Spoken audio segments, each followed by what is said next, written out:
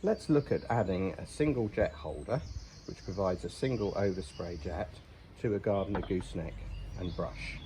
So take a standard setup, disconnect the T-connector and remove the brush, and then add in the single jet holder. This can be used on its own or complete with the brush. If using it with the brush, generally remove the jet holder connector from the way. Fit your jet of choice to the jet holder. That's a 100-degree fan jet. And then you'll need the stem enlarger.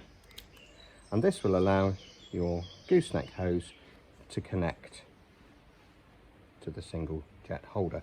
This will provide a jet over the brush. Now, many people want to use these for chemical applications, so you wouldn't need the brush. You can remove the brush and use it like this. However, if you do want to change the angle from the standard setup, you'll need to upgrade the hose by purchasing the next length of hose up, which push fits in, and this will allow you to vary the angle of the spray in this particular application.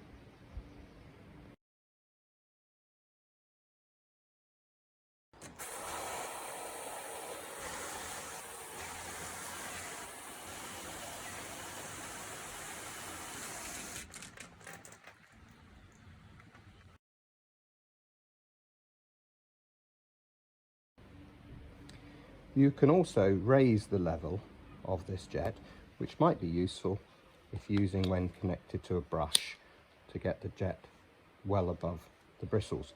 To do this, you would remove the stem enlarger,